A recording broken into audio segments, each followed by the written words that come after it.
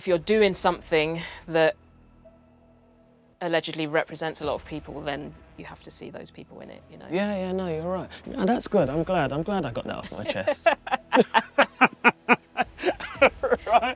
Glad I got it off my chest, and I'm glad I got the facts behind it. And you heard it here, right? Because who's to say that a girl can't, and it's a fact, that a girl can't produce equally good as a man. Who's to say that a girl can't equally DJ as good as a man?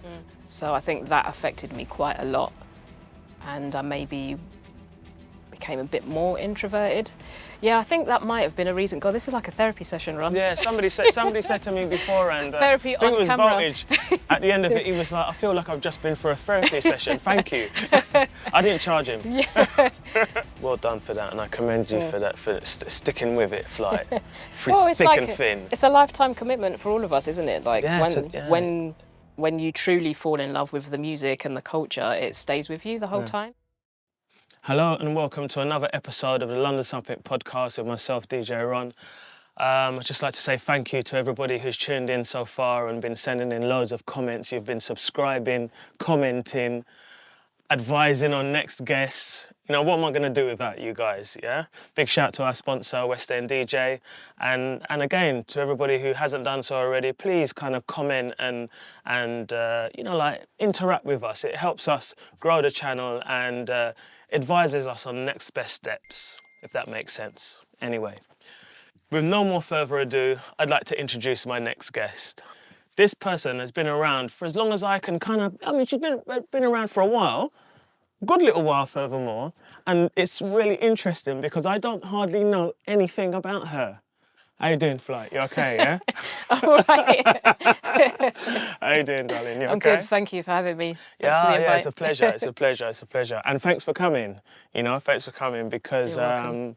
it was interesting because as guests go, you know, like, and looking across our DJ sort of like choices, you know, like, I can only see, it seems like I can only go a little bit forward in time or present time with current female artists, or I have to go back in time.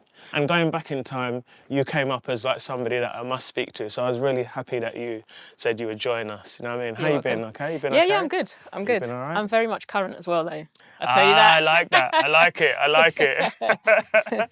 I like Yeah. it. Now, I want to talk more about this sort of regular topic at the moment about current and not current and back in the old school versus current, and I want to get into that a little bit later. I think there's I mean, we could talk for hours about that, I think. But for now, what we'd like to do is kind of get into a bit about your life, really, you know, like, and go back to your earliest sort of like memories of childhood coming right through to bringing you to the person who you are today as DJ Flight primarily, but also as Natalie, you know? So yeah, tell me about yourself. That's like really wide open.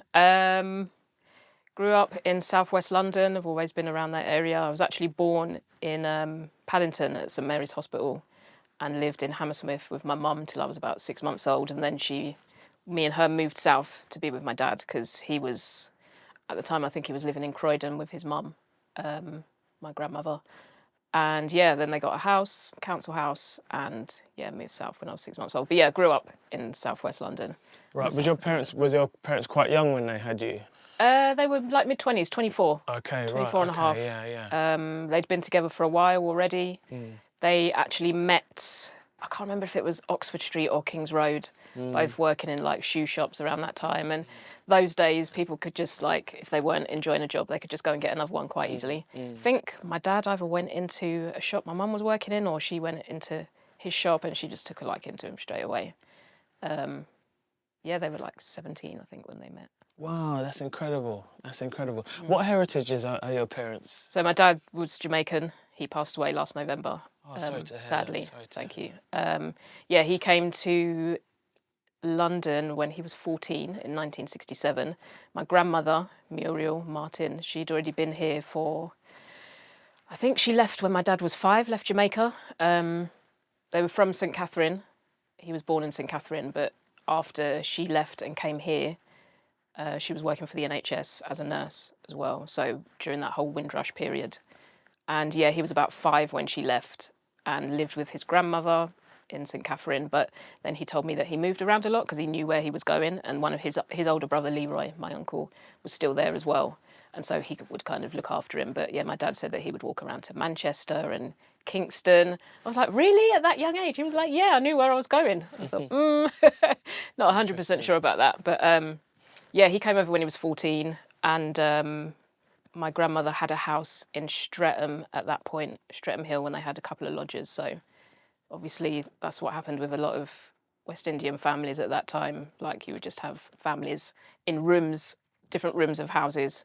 And the Jamaican community was already pretty set up in Brixton and around Streatham then. So he said that when he first moved here, it wasn't that hard to settle in because of the community that was already there. They could buy the food and stuff that they were used to from back home on Brixton Market and stuff. It sounds to me like your grandmother was quite an entrepreneurial type. For her to have the lodges so early on, with her own house, you know, like such a long time ago, it sounds like quite a, dare I say it, you know, for black families, that seems very entrepreneurial for me. Yeah, that she had lodges so early on. Yeah. I think you can say that about our people, our forebears, mums and dads, grandparents, about them in general anyway, because to make that decision to cross the Atlantic, like go over the other side of the world to make a new life, set up a home or come here, what they thought at the time they'd be coming here, a lot of people work for a few years, save up a lot of money and then go back and retire nicely in the Caribbean. Obviously many stayed here and that's why a lot of us are here now, you know, living and working in the UK. I think that spirit was there anyway to begin with. My grandmother died quite a while ago now, so she was very quiet as well. I think I get that from her. My dad was quite quiet. Actually, no, what am I talking about? He wasn't that quiet. And never are you, really.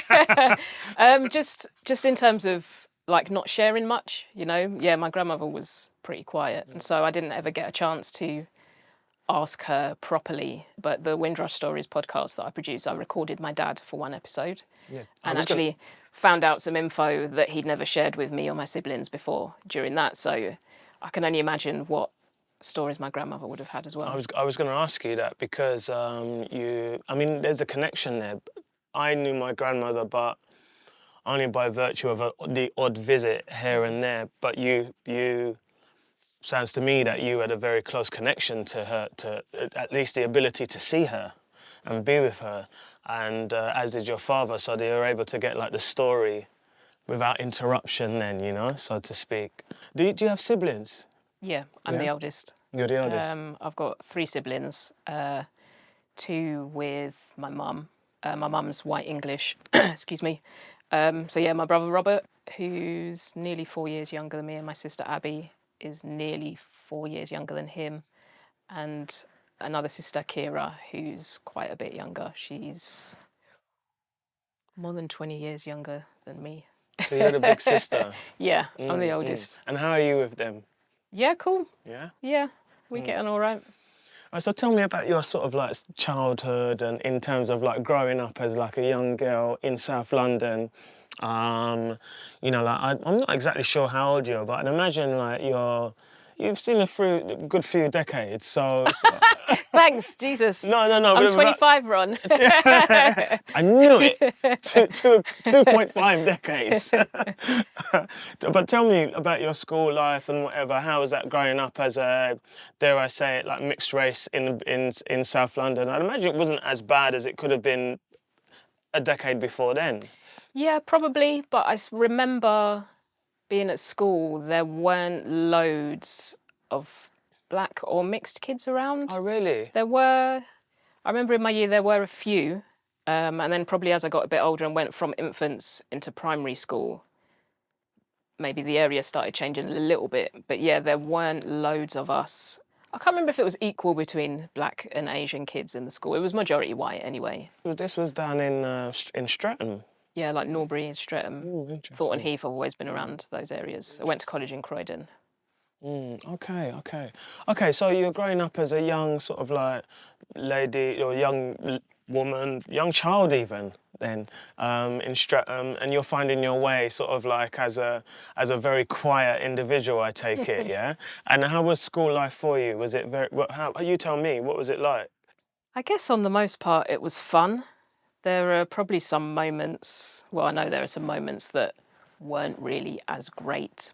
I was always into art and drawing, which I later went and did a BTEC National Diploma in Graphic Design at college. That's when I started 35mm photography as well and got into that. But yeah, I was always into art and design. I was into sports. I played football.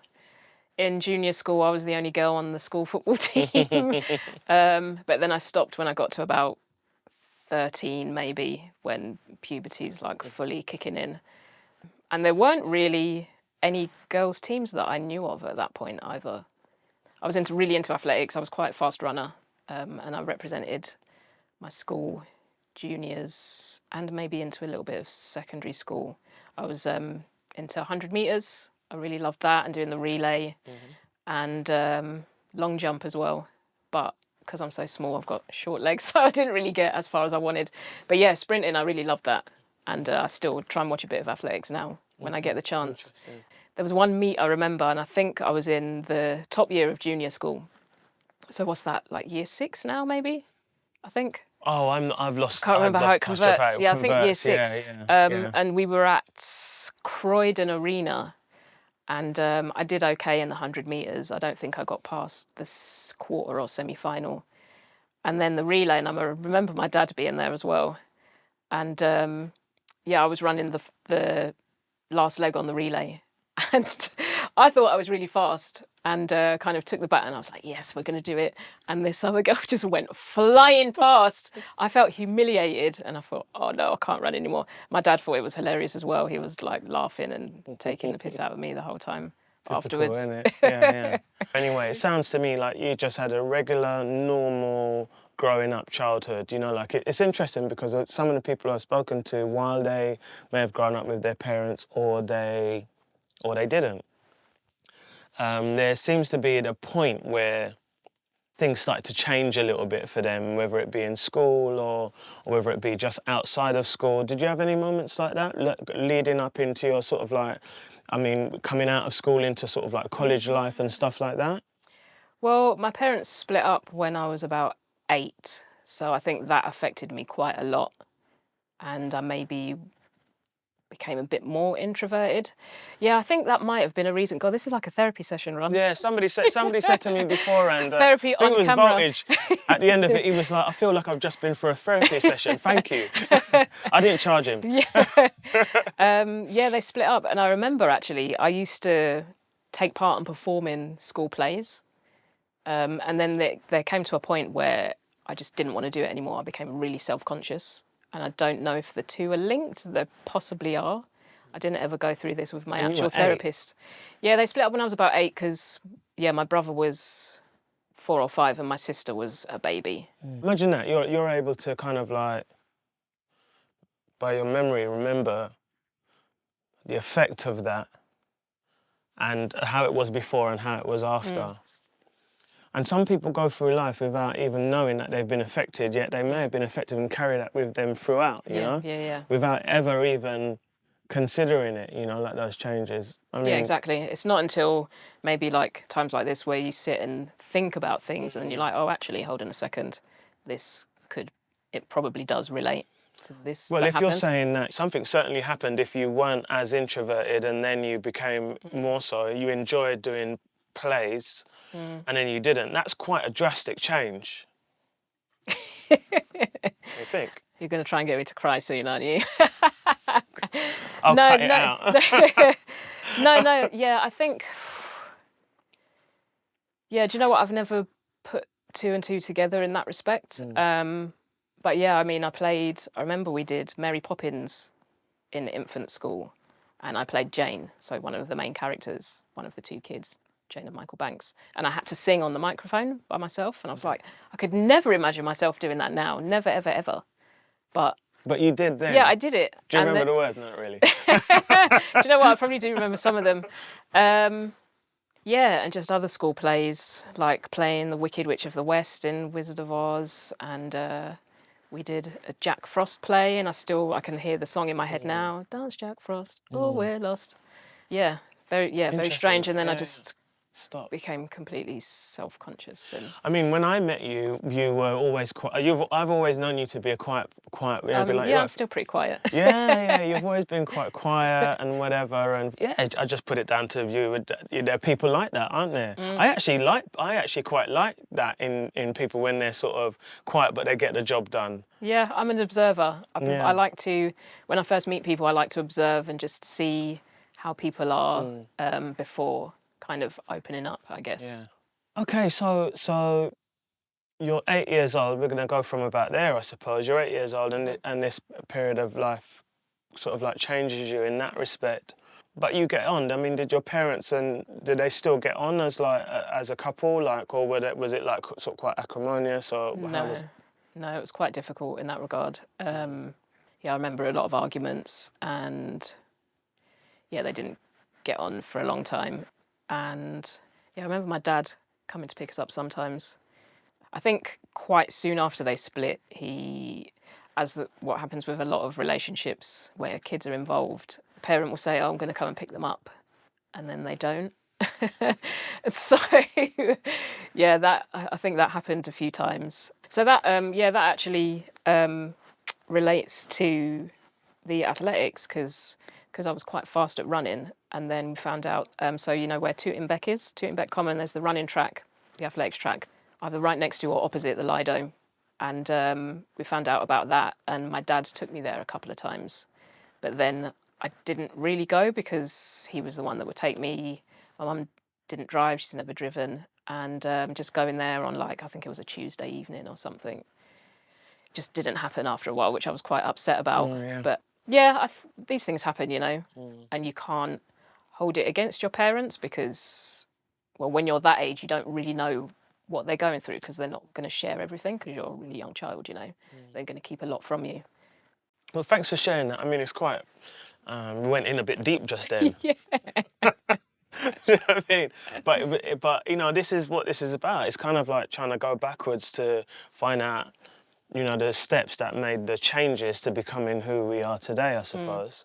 So I mean, I can imagine that if it was a case that you were, you know, you had these challenges and whatever at such an early age, it's quite a young age, 8 years old, then how did that affect you at school, apart from, you know, like, you know, not wanting to be in plays and whatever, which is actually quite a deliberate act, isn't it? Saying, I'm going to go and I'm going to be a part in a play, right? Because there's only so many parts anyway, so the half of the year group could easily just abstain and no one would know.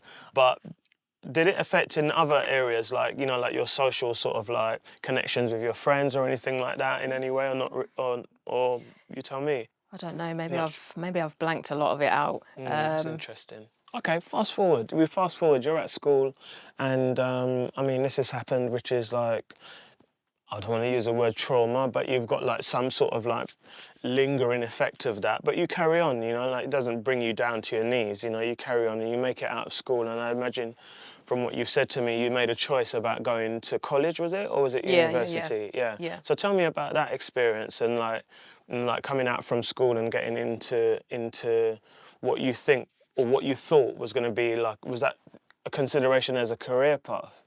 Yeah. So before that, as I said, I'd always enjoyed drawing from a very young age.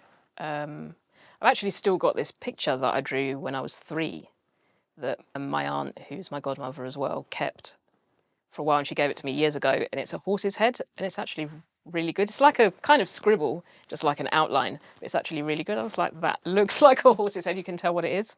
Yeah, so I was always into art. I got an A on my arts GCSE at school.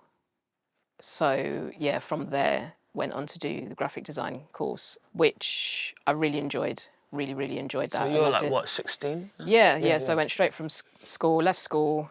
I actually went to my first proper ticketed rave in the summer holidays in between leaving school, finishing my GCSEs and starting college. But I'd already been listening to the music for a while before that and going out to under 18s things and house parties and that. But yeah, started this graphic design course, and I remember I really fell in love with typography, lettering and stuff. And one of the early projects we did was to find a font that we liked and design logo for a company. It could be anything, we could make it up. And I designed something called Neptune pool installers. Now, I was born in February, I'm Pisces. So Neptune, water, pool, sea, that all, yeah, it was nice, different shades of blue and stuff. And I was really proud of that. And I remember my final major project, I didn't finish everything. This is another thing that I've come to the realization of over the last couple of years, that I'm possibly ADHD, which I know there's a lot of talk about that at the moment. Absolutely. And but yeah, that kind of makes sense why I didn't finish a lot of projects or homework and stuff at school. But yeah, the final major project, so the theme was the Olympics, and we had to like redesign the Olympic logo and come up with a series of posters and blah, blah, blah. And for mine, I looked at it as future stars of the Olympics. So I took some photographs of my sister in the garden, but actually went to her school and got some of her friends to line up on the out in the field on the sprinting track. Early producer. Yeah. Early film production. And a couple of kids in the swimming pool doing the front crawl, another one of her friends in her karate uniform. And yeah, it was just like the future stars of the Olympics, and the logo was pretty good. I've still got all the work. I was really proud of it. But I actually made a short video as well. See? On, I think I borrowed my uncle's camcorder. And I remember the soundtrack for it. It was literally about 30-second advert. But I used a track from Reinforced Records. No way. So what year are we talking here then? So the final major project, that would have been when I was 18. Okay, so just getting ready to leave college. Right, and I can remember it being like the open evening at the end of the course, and everyone's parents had come in, and I had the TV set up in the corner, and I got my sister, like, introduced it, and everyone was around the TV waiting to watch. I shouted to my sister, I was like, press play now. Because she had the cassette with my weirdly edited version of this Immortal Minds track on the cassette, because I didn't know how to put the two together. Yeah. So I pressed play on the video and she pressed play on the cassette at the same time. Right, fantastic. Yeah, it's funny how what we remember, isn't it? Like, and what stays with us as a memory. That's a nice memory, which kind of like leads into kind of like one of the questions I wanted to ask anyway, which was like, which sounds to me that you were already there by what and how was it that you started getting into music, if at first you were looking predominantly at graphic design? So it's weird because they kind of overlapped a little bit in the way of me wanting to get more involved in the music. I'd already been listening and was a mini raver. Okay. And what sort of parties were you going to at that time? So by then, when I was leaving college, I'd been going to AUL at Ministry of Sound, Innovation, Desire, It's interesting Summer Oranges. It makes it sound like you were actually really young. So you were really young if you were going to those raves at that time. Because to me, they were seasoned parties by that time. Yeah. They'd already been out of Paradise Club and places like that. Yeah, I only went to Paradise Club once, and that was not long before it closed in '94, and I was 16. Right, okay. Yeah. Right, so you're considerably younger than I thought. Okay. Yeah. Hopefully I look it as well. Yeah, you do. Yeah. So it's interesting, that is. That's really interesting because, you know, like, it says that you were primarily a raver while this scene had already been kind of like going. Is that right? Would that be fair to say? Yeah, so I must have been listening from... I mean, I remember seeing a lot of the big dance acts on Top of the Pops when I was young, probably 9, 10, 11, remember some things. And then I was listening to the radio. I used to listen to Steve Jackson's show on Kiss FM, The House That Jack Built, and he was playing early breakbeat hardcore, some cheesy stuff as well, but I would listen to it pretty much every week, doing my homework, supposed to be doing my homework in my bedroom, and just recording the tracks that I liked. But at the same time as that, I started going to... So probably when I was 14, started going to house parties just around the local area with my friends. And because of where I lived and who I knew from school and who was in the area, the majority were boys, like young guys that I used to go out with.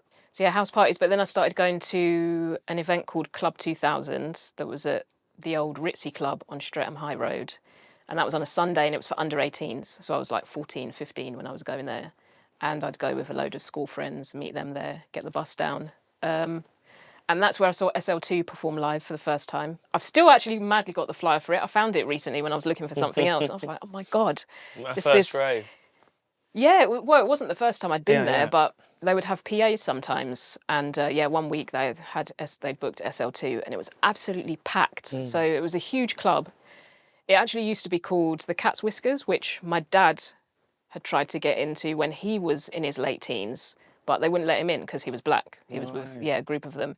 And I know that Neil Kenlock, the photographer for the British Black Panthers and the co-founder of Choice FM, he had the same problem as well. So, yeah, it was a racist club at that time, but then it changed names several times over the years, and I used to go when it was called Ritzy. Right. But it was it was on a main road in Streatham. I know the place. Further up, just a bit further up from Streatham Hill. Yeah, I know the place, And, the last name it was called was Caesar's before it closed, and it had like big horses on the front above the door.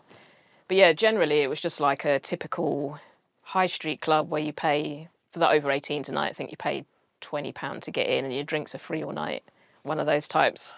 People fighting inside and outside, But and they would have this Sunday afternoon event for under 18s. That's fantastic. With all this rave and breakbeat hardcore music. Could you imagine that now? Like, if you paid like 20 quid to get into somewhere and you can drink all night. No wonder there was fights inside and outside, you know? All right, so you're going to ministry, you're going to these clubs and you're sort of hearing more and more sort of like breakbeat hardcore and what have you. And I'd imagine that this is enticing you, is it, now to wanting to be more involved in the music in some way? Well, there's a bit of a gap. So from going to the under 18s event, and then when I was 15, I went to my first illegal rave in Croydon. And that was when breakbeat hardcore was moving into jungle techno and becoming like properly jungle then. And I can remember... What year was it, would you say that was, that back time? The illegal rave, I think, was 93. So... Oh, right, look at that. Crackman, I remember hearing that a lot, and my friends recorded it on mixtapes. Okay. That was an old favourite. But yeah, I remember definitely one of the tunes at the rave in Croydon that was played was Atlantis, LTJ Bookham remix. Yeah. So those kind of tunes. And then I went to my first proper big ticketed rave after I left school, and that was Elevation at Crystal Palace Sports Centre, the last one there. And I think I remember people talking at the time, and it was when they were still trying to keep a bit of hardcore, and apparently they told the DJs not to play too much jungle. But I don't know how true. That was just like Chinese whispers, rumour mill. I've heard it before. Okay. It wouldn't have been the first time that's been this is ravers talking about it, like my friends and that, so maybe there was an element of truth. But yeah, being in that environment, like, and seeing a rave on this scale with everyone just loving it and dancing to the music all night and hearing it. Because I think I'd heard it loud already, but I think going to Ritzy and Club 2000 was a slightly different experience because we were all kids. And so even though I loved it, and it took me a while to get into kind of dancing because of this self-conscious thing, just seeing it on a even bigger scale, and especially being at the Crystal Palace Sports Centre, which was completely different. It makes a huge difference. I mean, I remember my friends used to go to acid raves, and I'd be like, what the hell, it doesn't make any sense. But I was listening to it through a radio. Yeah.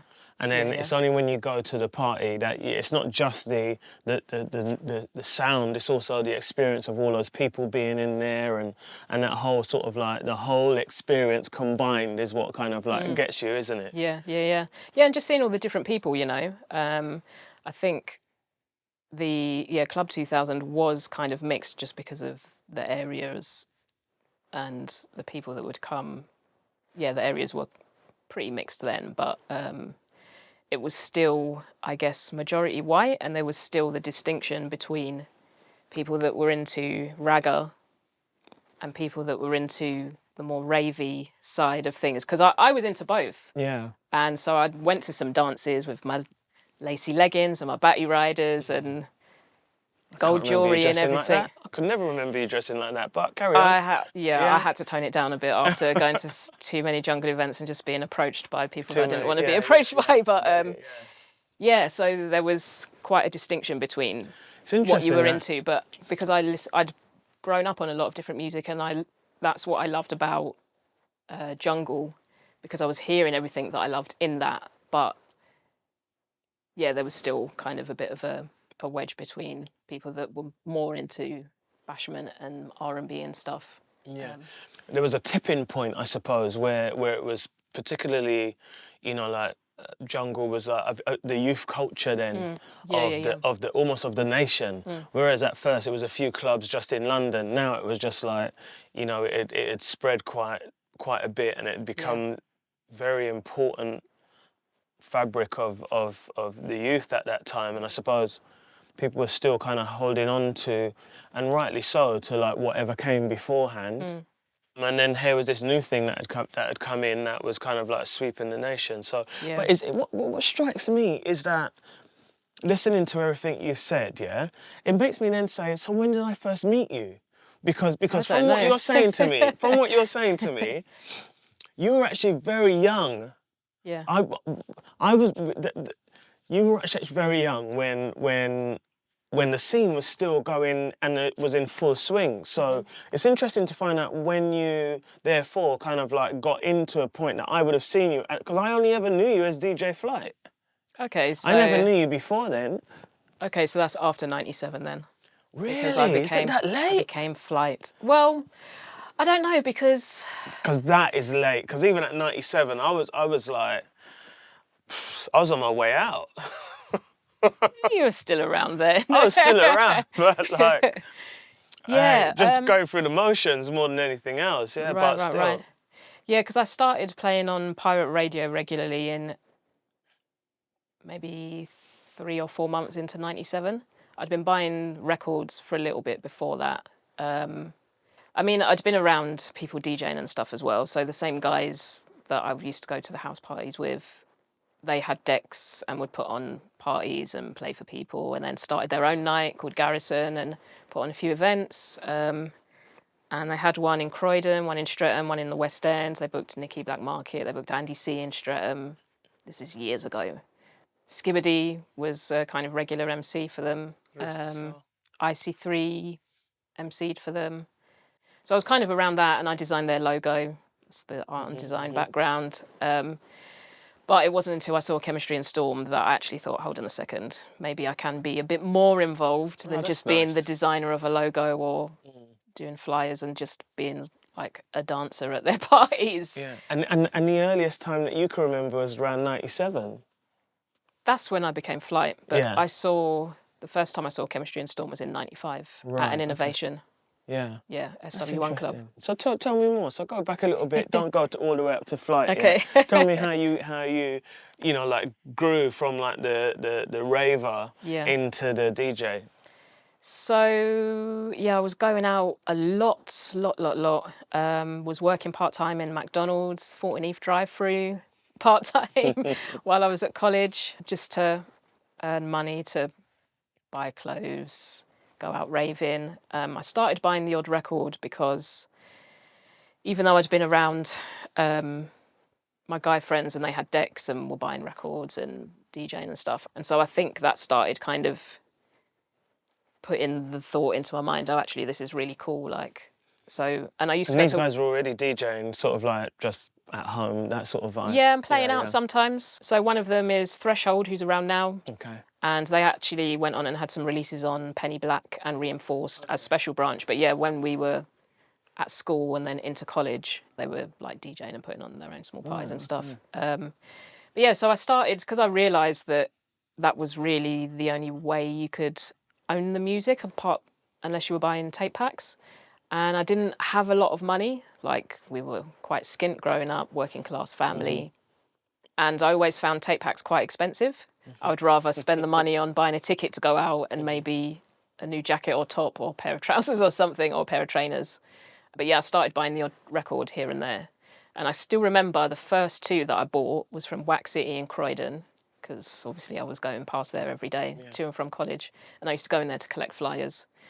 And one was the Johnny L Tyconic Cycle 10-inch in the red sleeve. Got a good memory. And the other one was the Doc Scott remix of Olive, Miracle, on a one-sided 12-inch. Yeah, they were the first 2 records that I bought. Wow, amazing. Yeah, so pretty deep style, but that's probably because I'd moved on from going to the bigger raves, and by that point I was going to Metalhead Sunday sessions and stuff. Which I think now that you say that is where I think that I may have first kind of like been introduced to you. Probably. Yeah. Whether as a raver or as DJ Flight, I think it would have been there. Yeah. Because when that party first started, I lived around the corner from from Hoxton Square where it was on, and so, yeah, I used to frequent it quite a bit, let's just say that. I was there every week, yeah. I'd missed the first few, but so I'd, like, obviously after Elevation, I started going out quite regularly, so went to some Oranges, the ones that started at 4 a.m. at Hippodrome. Yeah. And I remember going to one, and I'd been at work at McDonald's on the Friday night till 11, got home, was like, oh, shall I have a sleep, shall I not? Just had a long bath, and I was kind of waiting for the others to say, you ready? Yeah. And literally was sitting on the steps, like before it finished, got to 12 o'clock, I was literally falling asleep on the stairs. But I loved it. Went to some Desires. I remember going to one at the Island in Ilford by myself, because someone that was supposed to go with me didn't buy her ticket, and then I saw her there, and I was like, what kind of dark move is that? Huh? I know. I think one of my favourites became Innovation. I didn't really travel out of London much because there was so much going on in London. I didn't really need to. And I think my friends used to sometimes, but because there were guys like my friend Brian, he had a beard when he was like 15. So he used to get in easily to Thunder and Joy. And I looked 15 or maybe younger when I was 15. So there's no way I would have got in there. But yeah, they used to go to World Dance sometimes, which I'm a bit gutted I never went to one of those. You never made it to one of them? No, I didn't go to World Dance. No, gutted. Yeah, so Innovation was like one of my regular haunts. Ministry for AWOL on a Thursday. I'd go, get home at about 5 a.m. and then get up a little bit later. What did your parents think about this at that time? Like you being like this young sort of, young, tiny little sort of like mixed race girl in her batty riders going up to flipping central London to rave. I think my mum was always okay. Right. Like, she was all right with me going to the illegal rave when I was 15. Is that because you weren't wearing the batty riders when you left home? No, she saw me going out in Okay. hot pants sometimes, in boots or leggings Yeah. or like a sheer top. But because she knew the boys that I was friends with from the area, and because she knew it was a group of guys and me and maybe my friend Kelly, she just knew that we would be safe with them. We'd be looked after. So yeah, she was okay with me going out. My dad, I guess he was all right. I mean, a bit later when I became a DJ, he was really proud, and he actually drove me to some of my gigs. Oh, wicked. So it got to the point where I was going out like 3, sometimes 4 times a week, and not just those bigger events at Ministry, Camden Palace, places like that. But we were going to small clubs as well. So I can't remember when it started now, but obviously Movement at Barumba on a Thursday. On a Wednesday, we were going to PM Scientists at the Jazz Bistro in Farringdon. I don't even know what that was. That was it was run by Damien Lazarus, who's obviously well-known house and techno DJ, and Zoe Richardson. They were together at the time, and they promoted the night together. Right. And I remember the first time we went there was because Chemistry and Storm were playing, and I'd seen them and had my head blown off by just how incredible they were at an Innovation, when Innovation was doing a London club tour. And then after that, tried to follow them to wherever they were playing in London as much as I could. And they noticed that and like called me their #1 fan for a while. That's really, really nice story. Yeah, but it was at seeing them at Innovation at SW1 Club that kind of gave me the impetus to start buying records and think about becoming a DJ. And how did that look like for you in terms of, they've inspired you, but then what's the turning point that turns out you can buy records, and then I suppose then you have to be playing your records on something, so you must have had decks or was using somebody else's. Yeah. Tell me about that. Yeah, it was It was mad. Yeah, I kind of started saying this before, but got kind of veered off into other territory. But yeah, where my friends were putting on parties, they had decks, and Brian would keep his decks at this guy's house who lived over the road from me, this guy called Nicky. And that's where some of the parties would be sometimes. And he just used to keep his decks in Nicky's bedroom. And then they'd go there sometimes and play Tekken or Street Fighter or... Yeah, I don't know why he didn't have them at home. I remember his first decks, actually, they were the Sony ones that had the little disc on the side rather than the long pitch. And I remember watching him like do that at this party, and I was like, what the hell is going on? But yeah, it was while... So he kept his decks there. I'd been buying records. Then I left to go to university. Before I left, I tried to put on my own event with all women DJing. And when was this? So this would have been 96. And I think the party was supposed to be very early September or late August. I can remember the name of it. It was called SHE. It was all women playing, so she, but it stood for Sheer Heavenly Experience, which sounds quite cheesy and embarrassing now. But yeah. But Good yeah, play I'd on booked, words though. Yeah, I'd booked Chemistry and Storm because I'd kind of started speaking to them by that point. Wild Child. Another woman called Pee Wee who used to play. I remember Pee Wee, yeah. And DJ Feline from Heart FM or Face FM, whichever it was called then.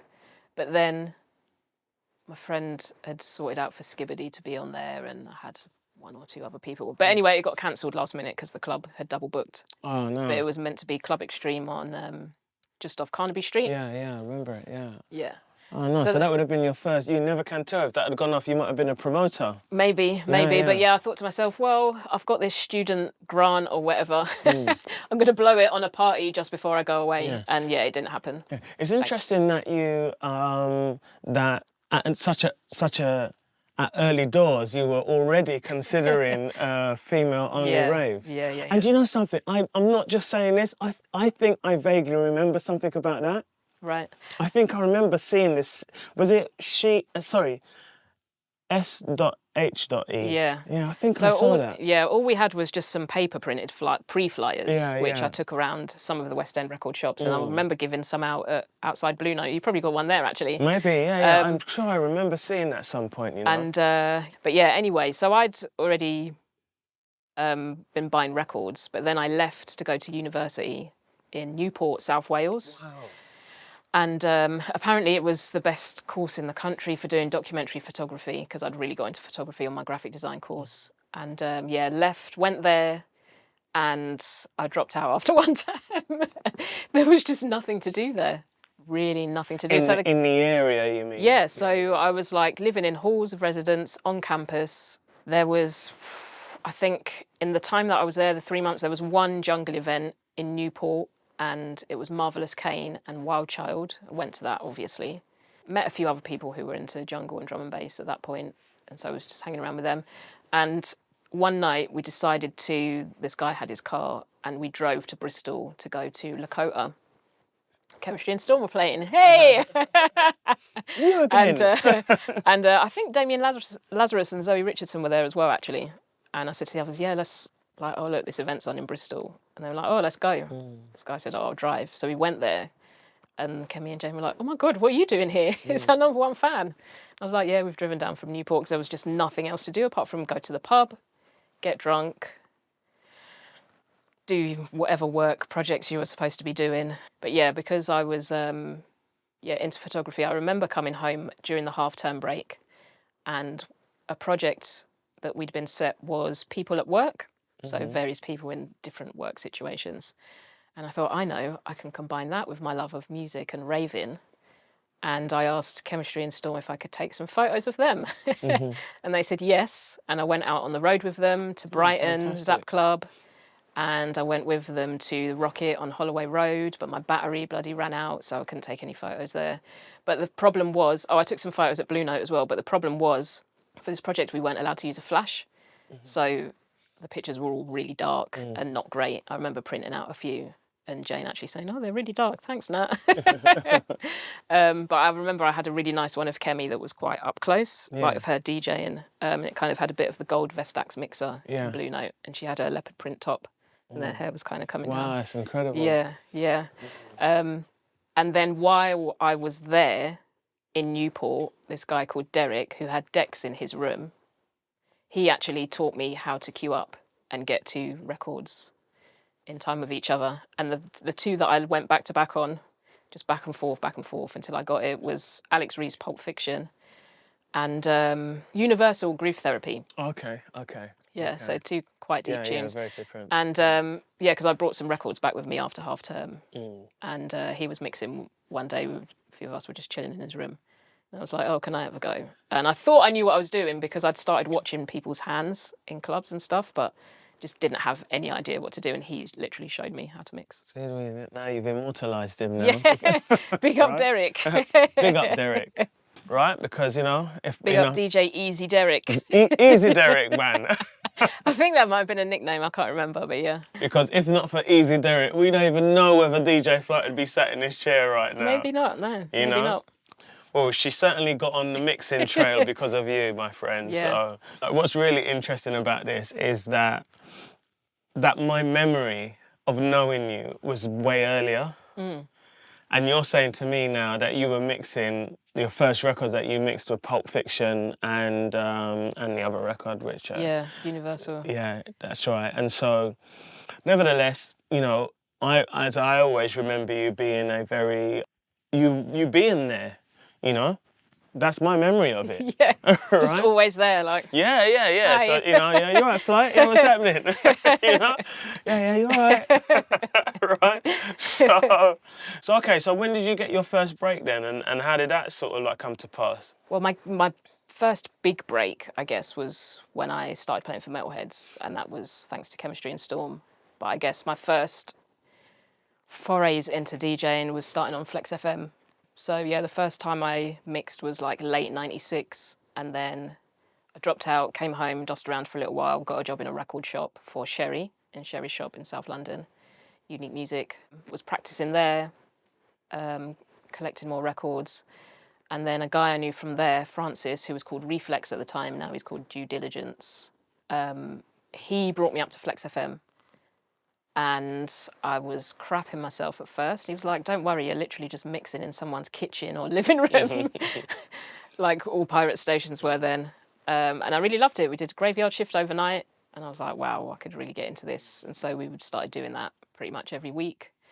And then it just went from there, really. I was on Flex for a bit, and then later that year, I met Stamina, who was DJing and MCing at the same time before he made the decision to just concentrate on MCing. He would come down to the record shop that I worked in, and then he invited me up to Pressure FM, which was run by Rips, who started DnB Worldwide. And then, so that was like late 97, but also it's literally, in a few weeks, it's going to be like 25 years. When we're recording this, it's going to be 25 years to the day that I had my first play out, which was just in a wine bar in Soho for this young woman called Emma, who I'd met at Blue Note, Metalhead Sunday sessions. Used to see her there every week. And I remember chatting one week, and she was like, "Oh, I've got a birthday party coming up. I've hired out this wine bar. She'd booked Matrix, who was like one of her good friends or something. She was like, I've booked Matrix, but I don't know who else. Do you know any DJs?" And I was like, I DJ. I was literally just about playing on pirate radio regularly.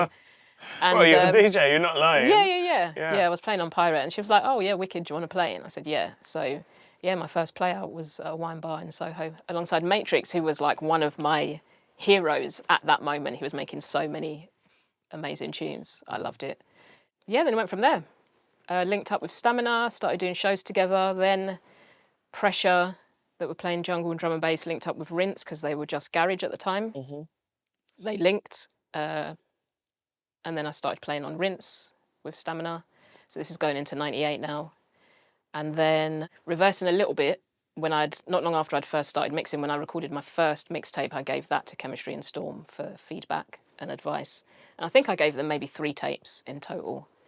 And so a bit later, when they were thinking about metalheads, and they said to me one night at Swerve, "We want you to do a tape for Goldie, because we think it's time another woman was brought into the camp." It's time for you to come through. Well, they said they wanted to bring in another woman in particular. Young ninja, we have been watching you for many a year. It is time now. The tape must go to Goldie. Did they say it like that? Yeah, kind of. Do you know what? I actually did karate for a little while as well when I was young. I know where that came from, but that's the vision of it. It is your time now. Okay, carry on. Yeah. So and how did you feel? Was you a bit nervous? Or not really? Yeah, of course I was. I thought to myself, I'm not ready for this. I held the Metalheads camp in such high regard, and they were kind of on a pedestal because, it was really life-changing for me, because from what I'd been used to going out to and just kind of, especially the bigger raves, you hear a lot of the same tunes a night. And I remember actually the first 2 weeks we went to Blue Note, I didn't really like it, but it's because I wasn't used to it. It was a lot deeper, quite a bit heavier and darker than most of the events that I'd been going to. And then again, AWOL had a bit of a different sound as well. Yeah, so because I loved Blue Note so much and going to the Metalhead Sunday sessions, I used to go to Hanover Grand. I went to Leisure Lounge a little bit, but that was kind of running at the same time that I went to Wales.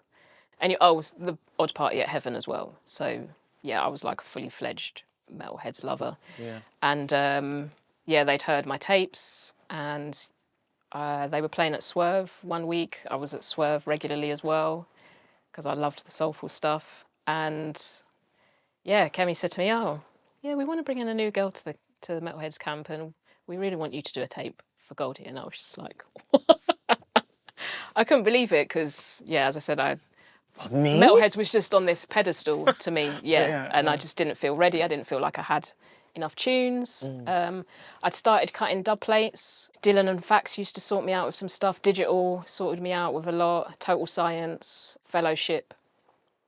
So I'd got to know more people through obviously playing, but I also worked at a PR company for a year, so met some label people through that as well. What was the PR company again? Future Tracks. Okay. Future Tracks. It was a lot. They dealt with a lot of techno and breaks and stuff, but they had like a bit of drum and bass going on. So you get your big break, and that's a big break. Yeah, but this was like not long before Kemi passed in the accident. So they asked me to do a tape. I can't even remember when it was. There was a bit of a period of time anyway where nothing really happened. So I did a tape. They said they really liked it. They gave it to Joe and Zara, who were running the head's office at the time. They really liked it. They were like, we're going to give it to G. I don't know if he ever listened to it. He might have done. I'm not sure. But then in the middle of that, the accident happens. Kemi dies, sadly. And I was just like, okay. So I was devastated, obviously, as well, as we all were. And I just thought, okay, that's probably going to be the end of that then. And then Jane has time off from DJing for a while.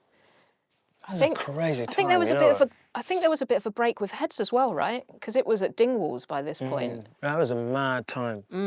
I remember getting the phone call. Bailey called because I was living at home then, and my mum had to wake me up on the Sunday morning. I'd probably been out the night before, and he'd had to call one or two people to get my house number. And I just remember him telling me over the phone, and I just started crying straight away.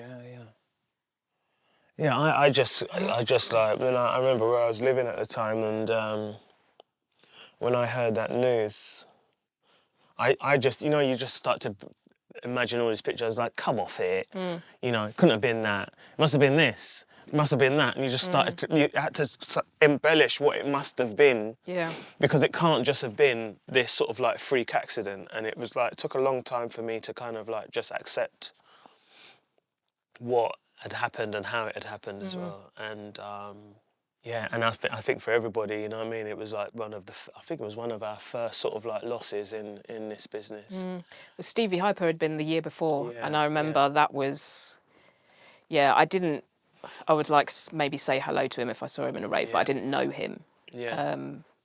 But that was a huge one. Yeah, exactly. So to have him 1 year and then Kemi the following year.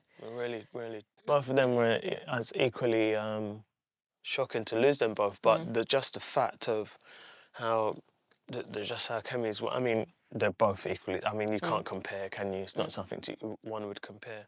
But nevertheless, I could imagine that would have been a shock for you, and also. In terms of like your ascension, this is kind of like took a natural pause then, so tell me more. Tell me what happened from then. Yeah, so I continued playing on pirate. I was getting the odd play out here and there. I can't remember if I used to get some slots at Movement as well. So you know when they used to open first in the bar area and they'd put the decks there and give those slots to up and coming DJs. I played there a couple of times, but I can't remember if I was already at Metalheads then. Such a good memory, you know that. You've got such a good... No, but I remember these things because they were so important to me. That. Do you know what I mean? They were so important, and the places that I'd go to all the time, regularly. And so I'd kind of put myself in the place where I wanted to be. And I remember giving them a tape as well, actually. Yeah, and giving in a tape to Movement. But I must have been playing at Metalheads first. Yeah, that's right. Then one night at Dingwalls, Goldie was actually playing that week. And as we were leaving, coming out through the courtyard, at the back of Dingwalls, cobblestones, and he was putting something in his car, and he called out, me and my mate Kelly were walking across, and he was like, "I heard you want to come and rinse out in my club." And I went, "Yeah, if you'll let me." And he was like, he kind of paused and thought about it, and he was like, "Yeah, come on then." He said, "Yeah, Kemi and Jane think you're good, so you must be good, so come on then." And I was just like, inside I was like, but probably just had a really straight face. And my friend Kelly was like, "What's wrong with you? Why aren't you properly reacting?" Yeah, and kind of screamed a little bit and jumped on the spot when we got round the corner. Fantastic, that's amazing. I mean, it's nice to be able to recollect that moment, isn't it? You know. Yeah. And again, I mean, I said it a bit earlier about the timing of all of this and me knowing you and where I was positioned at that time. But I still believe that it must have been just by virtue of the club nights that were happening at that time that were quite memorable, weren't they? Like Movement as well as Swerve, as well as Metalheads and whatever, and the various places that the additional places they started to branch out to. And to be honest with you, that then for me about that time, it was actually a period of time where, you know, the sound was very different. The clientele again was changing. Yeah.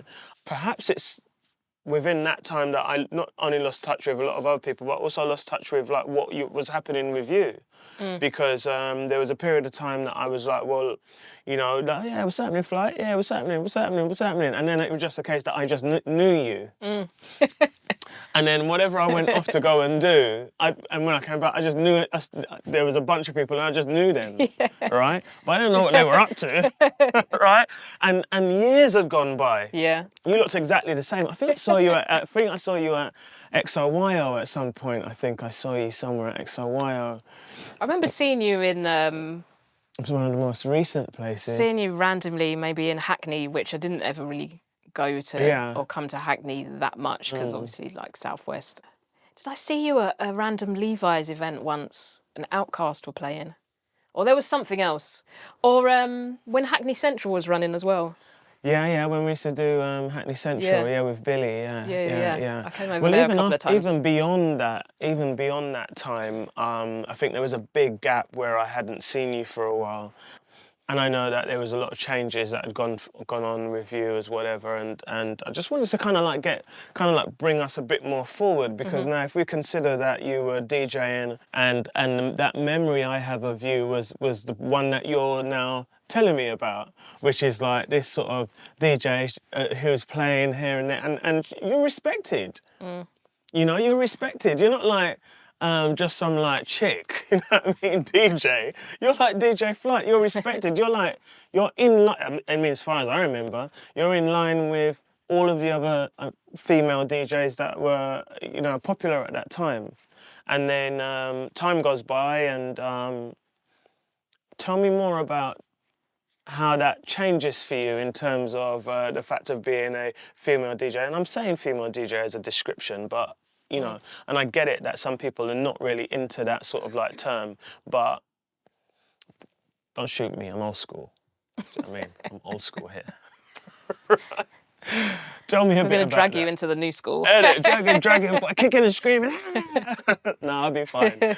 So tell me about that. So not came from, but you know that this is the Flight who I knew. You know, you were out there doing your thing. You know, like, and so tell me what's happened in that time.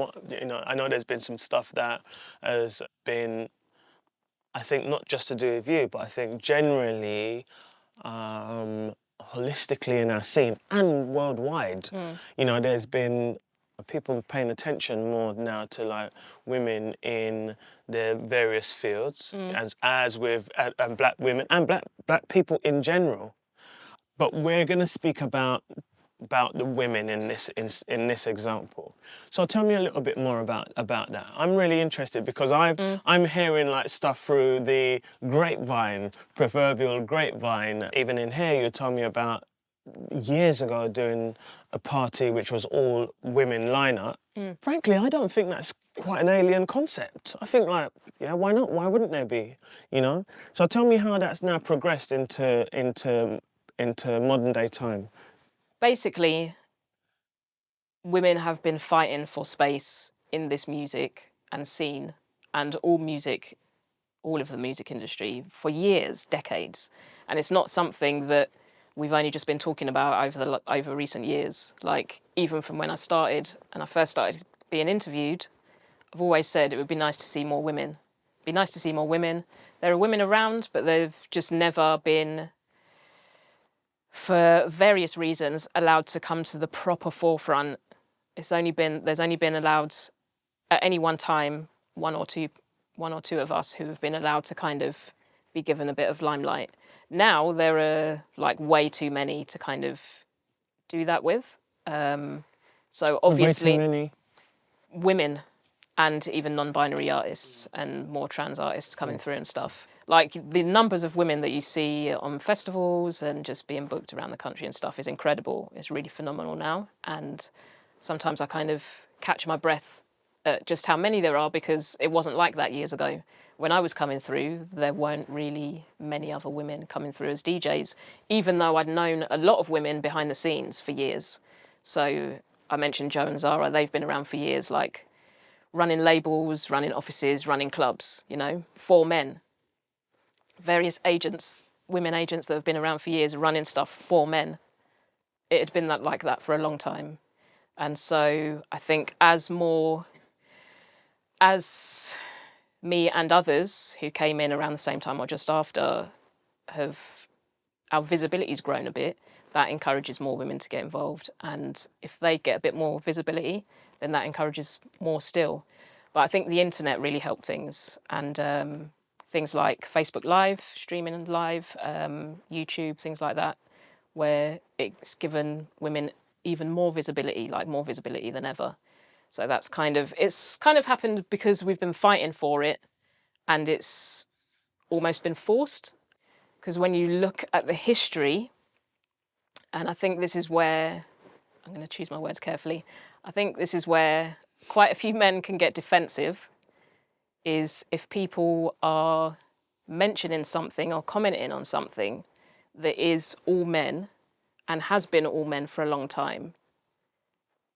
Try not to take it as a personal attack. It's like commenting on things in general, you know? So, and if someone is bringing something like that to you or to whoever is watching this, and they feel like they've been attacked in some way online, people mention it because they care and they want to see you as a promoter or a label or a DJ, artist, whatever, MC, producer. We want to see everyone do better. Like, there's enough space for everybody to enjoy the scene and the music and try and make their way in it. So yeah, that's kind of a short version. It's interesting as well. I mean, you say about the. I'm glad that I'm able to speak with you about this, actually, because I know you. You know, this isn't like you know, I know you, right? So I'm glad we're able to speak about this, because it's interesting and factual, I believe, yeah, that by raising the awareness and what have you, you know, kind of like, if not inspires, then certainly scares people into making taking a look at themselves. Yeah. Yeah, I don't think it's even about trying to scare people. It's just being truthful, laying out facts as you say, and if people are feeling a little bit uncomfortable with that, that means really they're recognising that there is a slight issue there, but they need to kind of step into that feeling of being uncomfortable and use that energy to do something positive and kind of work things around a little bit. Yeah. And I think sometimes because things have been away for such a long time, a certain way, and for example, men who run labels, if they've never released music by a woman, they've probably not been around as many women producers or it's guys, most of your friends are guys usually. You kind of have to rewire your thinking a little bit and your brain, and step out of your comfort zone a little bit, kind of put yourself out there and just be a little bit more open. Yeah, I think that with I have a view about this. I have a view about it. Right, and it's interesting that you said about production and stuff. So if you think about production, I think that I'm almost 100% certain about this. Any DJ who gets a record, he doesn't care where this record, the gender of the person, they just want a good record. Yeah, of course. I mean, if I get a record and the name's called, I don't know, Black Carpet, I'm like, what, have you had that tune by Black Carpet? And they're like, hey, that tune is rough, rude boy. Yeah, and then they're like, yeah, man. They're like, yeah, it's a girl. And you're like, no one's going to go, oh, really? Oh, I'm not going to play it. Or they're not going to go. You'll probably get a handful. Really? Yeah, not loads of people. There will be a handful of people that will immediately think, oh, well, it's not as good as I thought it was. But it's not just about finding out the gender of somebody and then saying, oh, I'm not going to play that now. It's about the opportunities that you give people to begin with and the space that people are afforded. Yeah, that's why I thought that records is a good example because a record you get, it's in disguise, isn't it? When you get something through the post, there's no attachment to it. I mean, going further than that, the opportunities for women and marginalised genders to actually work in studios to begin with. Oh, you think so? Who's teaching them? Yeah. Oh, really? Being taught production. Obviously, it's much easier now because you can learn off of flipping YouTube tutorials or just go on forums online. So has Reddit it been the case that Discord? People would go, they'd say, oh, I want to go and learn in the studio, and somebody would go like, oh, I'm not wasting my time because it's... That's probably happened, yeah. That's probably happened. But even via EQ50, we've done a couple of, I don't want to call them campaigns, but we've highlighted various women in the music, and one of the threads we did was 90s women jungle producers. So many people didn't know that R-Type by Joe was a woman. They were like, oh my God, I didn't know Joe was a woman. Well, you can tell by the way it's spelt, but Joe was one of the SL2 dancers and then became a producer as well and was releasing on awesome records. I mean, that's really interesting, actually, the fact that in the 90s, were there any, who were the jungle producers then? And then you pull out these bangers that people were playing and they didn't know. I think that then it's it falls in line with what I'm saying, that you're playing it just because it's a good record. Yeah. And if that record had come and somebody said, do you know what, that's by Joe, shit, it's a girl. I would have even then I probably would have got slaughtered, but I would have still gone, oh, that's wicked, as though, because it's from a girl, I'm even more surprised, but... Yeah. But I shouldn't, in theory, I shouldn't be. Yeah. Because who's to say that a girl can't, and it's a fact, that a girl can't produce equally good as a man. Who's to say that a girl can't equally DJ as good as a man, But also, on the flip side, that falls more in line with what I'm saying, is that there were women who we featured and who we didn't feature, who produced for a little while, had couple of releases but then kind of fell away from producing, whether they weren't getting the support or the time that they needed, various other reasons, and I think during those times especially, and when you factor in people having families, the woman, when you're in a heterosexual partnership, it usually falls on the woman to be the main carer at home, so that gives even less time to get in the studio and stuff. I had a similar chat with Brian G as well, and it's not like we're accusing all of you of saying, no, we're not going to do that. Obviously, there would have been some people somewhere who have said, oh, no, I'm not going to, that's just a silly little girl. Why am I going to give her a chance? I'll put my mate on instead. He's a better DJ, without properly listening on stuff. But it's just how society works in general. Yeah, I think you're right. And people need to kind of be a bit more aware of that and put a bit more thought into what they're doing. I think you're right. I think society historically it has been like that. I mean, there's another school of thought that says that, you know, predominantly as a ratio, male to female, in our industry. Let's just look at our industry for now. As a ratio, as male to female ratio, I mean, it was like. I mean, I don't know, there's not a statistic involved, but certainly you can look and see that, maybe I was looking through my rose-tinted glasses, but for me it seemed that there were way more men as DJs, as MCs, and potentially, as far as I knew anyway, producing. I mean, I have a view about when you said earlier that by highlighting women, etc., I'm sorry for using the word scaring, but I used a better term. What was the term you used? I said scaring and you said... right. You said a better term, but it wasn't scaring. Anyway. But I also think that it, like you used the internet, I think that women have become more interested in it. I think... Because it was never sold to us. Yeah. And it's even like when you look at the way women's football has progressed as well. It's getting more TV time, more coverage, so that means more money can put into it. I loved playing football, and other girls my age did, and who are a bit younger than me. But it's not been until quite recently that there have been enough teams for people to go and join. Like I said, there was no team for me to go and join. I was the only girl on my junior school team, and I loved it. And I would have liked to have carried on playing, but there was just no opportunity to do it. And it's the same with music. Like, you have to see. It's like. Same with you and Kemi. Yeah, exactly. If I didn't see Kemi, if Kemi didn't exist, then I probably wouldn't have started DJing, because I'd been around it, but I never thought, because it was just guys, my friends who were boys at the time, DJing, I couldn't picture myself doing it. And it's the same with the lack of young black producers and DJs coming through. Like, if you're looking at the biggest lineups and the biggest labels, you're not seeing enough of that. So where's the inspiration coming from? Yeah, exactly.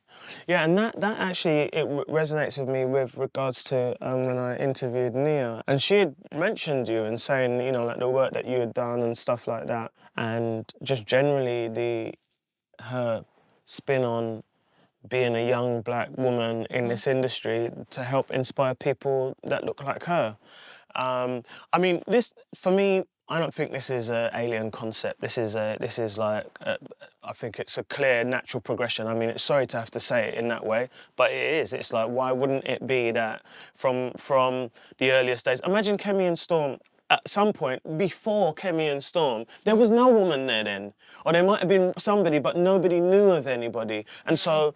Yeah, they were inspired by like rap and probably house and techno DJs, because... that's when they were first raving, before the breakbeats were coming in. So if you consider that, you know, like, there's this like continuous progression of that. And so therefore it's natural. That's why I say natural progression. I don't mean to diminish the progress in any way, do you know what I mean? I'm just saying that's the way how I've seen it. But I didn't know, I wanted to ask you as well, the background from what would you class what you started in 2018, what you were telling me earlier? Tell me a bit about that. So EQ50 was started off the back of, well, a couple of different things really. So Mantra put some stats up on her Facebook page at the end of 2017, and she took a few of the biggest labels, Metalheads, Hospital, Critical, who were having regular events, and put up her own Rupture party, and scoured Facebook for all of their events from that year, and counted how many women appeared on their events. And she said, this is obviously isn't really accurate. I'm just going by what I could find on here, online. But these are the percentages. They were so bad. And it kind of kicked off on her Facebook wall. It kind of kicked off, and people got defensive and took offence. It's like, well, how can you take offence when someone is literally just showing back to you what exists. I think that's and what fair. is. I think that's completely fair play what she's done there, and I think and credit to her, especially if it's then revealed something. Yeah. And then well, it was like one of them was like 1 point something%, another one was 3%. I think one of the labels, 3 sets out of all of their events that year were played by women. Actually, it was Metalheads, and I wasn't one of them because I hadn't been booked by Metalheads that year. So it's like, okay, that's Storm and who else? yeah. So that was pretty stark, and I think it probably took the labels by surprise because I think it would have done. People weren't really. I don't know. It comes up every now and again, and I think people that's a kind really of brush it cool off. thing that she's done there. I mean, But even if was... I had seen it, I would. I mean, I didn't know of that, but even listening to it now with my hand on my heart, I think that here's somebody puts a stat. Here, have a look at this. Yeah. It makes you then go, whoa! They may have even considered and gone, I didn't even think I was doing that. Yeah. They didn't even think about it. But carry on. Sorry. Yeah, hospital's percentage was really bad as well, and they'd had more events than the others that were counted up. So on average, it was just really bad. But then off the back of that, we did, so when Red Bull were doing their normal not novelty sessions, which was for women to come and sit in on sessions with women who were involved in the industry. Mantra organised a Rupture special, so me and Storm did a Q&A about DJing. Mantra and Jin did a session on like engineering, and Kairis did a session on production, like learning Logic and stuff. And it was packed, completely packed out, like they didn't have room for anybody else. It was really good vibes. We all said it would be great. What year was this? So this was probably very early 2018. Yeah, I think it was the February of 2018. That's good. We all really loved it. It was nice for us to be together in that space, even though we were in different rooms, but then just have a drink afterwards and stuff, because you know what it's like, everyone's just split off doing their own thing, and then you just pass each other in a rave or club or whatever. So then I said it would be good if we could do this more regularly, but maybe for ourselves, so we're not relying on something like Red Bull to kind of give us time and space, so it's within drum and bass. Then we had some emails flying backwards and forwards. Nothing really happened for a while. And then there was an event. I won't name any names. There was an event that Mantra went to with her friend Panka and somebody else. And it was about old school and stuff. I'm kind of giving it away now. Hold on. Was it a talking event? Yeah. Okay, right. Yeah. And part of the panel, Panka asked about the lack of women and why the people on the panel think that's been, and blah, blah, blah. And then they just started being really boisterous. Oh, because it's a boys' club. It's always been a boys' club, blah, blah, blah. And she was really disgusted. She was like, what? How are you not embarrassed to say that in front of everybody? Like, there are other women present as well. Yeah, so that was kind of another impetus. And we just thought, you know what? Let's just try a little thing, start small, see who turns up, do one and see how it goes. So it was December, actually. So quite a bit of time in between. We had our first event at 5 Miles, Seven Sisters, which is now closed, sadly. And it was during the day, so that a woman actually brought her kid with her. I think there were a couple of kids there, so it's a bit more accessible for people. Me and Storm did a Q&A on DJing and our careers and stuff, and we played a back-to-back set. And there was a session about events promotion, what you need to think about and plan for when you're first starting up. There was a production session with Kay from Untouchables, and then there was like an industry panel where people could upload their tunes beforehand, and the panel would listen to them and give feedback. And that's actually how Decibella first came to Mantra's attention our attention, because she uploaded a tune, and then I think it ended up coming out on Stretch's label, AKO. Okay. Amazing. So that was nice. Yeah, we just started slowly kind of becoming an organisation. Yeah. Do you know, this is. I'm glad I've had this conversation with you about this. You know that? Yeah, I really am. I'll tell you why. Because listening to what you've said to me today, that's comforting for me. No, it is. It might sound a bit childish, but it is. It's like, you know, like now I'm hearing from almost like from the horse's mouth where this drive started from, rather than Chinese whispers. You know. Good. And whoever decides to watch this and thingy, now you've heard it yourself as well. Anyway, all that aside, And if there's any women out there who's got any tunes, send them my way. Right? Okay, so EQ50, and so you've been putting on events? Is that how it's been? Yeah, running? so that was our first one. Our second event was at Fabric up on the mezzanine, and more. We had a bigger crowd for that, and we had a session on. So Nikki from Hospital did a session on making the most of social media as like a new budding artist, kind of putting yourself out there. And I hosted a session about being a black woman in jungle drum and bass. And Chickaboo, Robin Chaos and Sherelle were on the panel. And that was a really nice conversation. Like, it never happened before. That's the first time something like that has happened. How long ago was this? That would have been 2019 in the summer. So that's still some time ago. Yeah, 2019. Like, just to have a few of us together talking about our experiences, because it's obviously women have a kind of general experience, most of us, but being a black woman, and in particular being a darker skinned black woman, is a completely different experience again.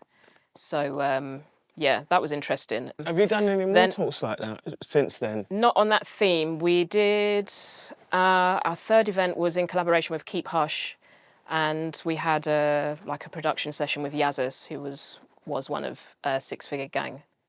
But yeah, she's living in Berlin. It's not hard for me to keep up. She's more into the kind of old hardcore sound. Okay. Yeah, that's and more her how bag. old is she, if you don't mind me asking? She's in her 20s, mid-20s maybe. I find that fascinating, you know that? Yeah.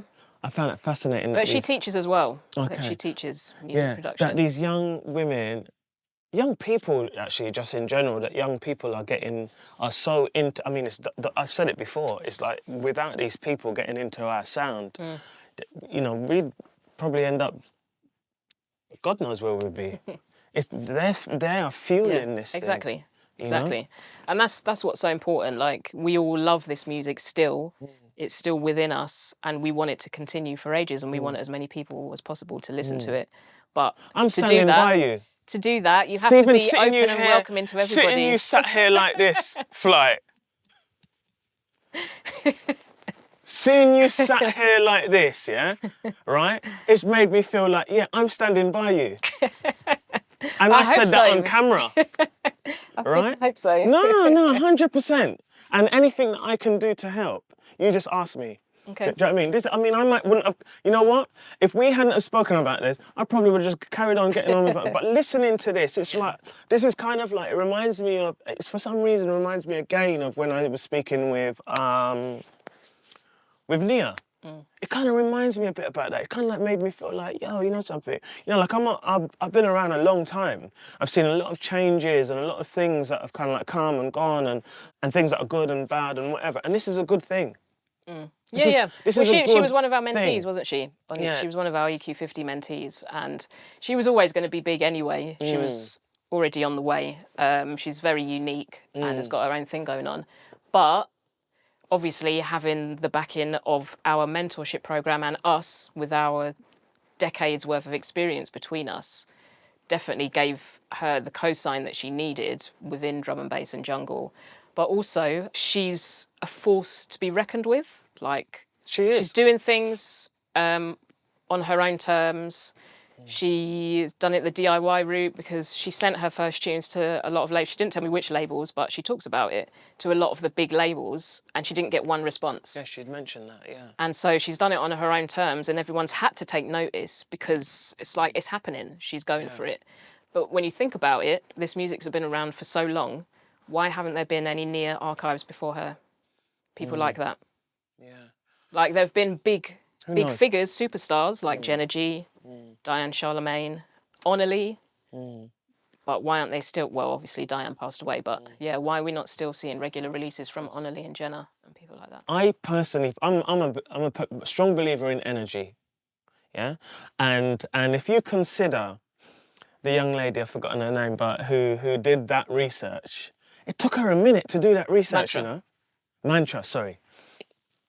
That was not a small bit of like, I'll just have a quick look. Could you imagine the amount of data she had to kind of like pull together and do all of that and whatever? She's built an energy in that. And from that energy, things have evolved in this way, and whoever wants to try to negate that and subsequently what's come from that tries to negate that, then good luck to you. But I'll tell you now, there's an energy that started there that's now growing and growing and growing. Yeah. You know? That's what it's about, is just spreading the good vibe, but being completely open and welcoming to people, and just encouraging them, like... People love this music, they really do, but it's the industry politics and what seems like closed doors that put a lot of people off. I think to some degree, I know it is. It's also like, it's a thing that this is how it's always been. There's an attitude, this is how it's always been. There's another one that says, and I mean, I don't know, it'd be interesting to see your view on this actually. It's like, so for example, now you have the list of those promotions just then that Mantra found. And then they go, no, you know what, we were wrong.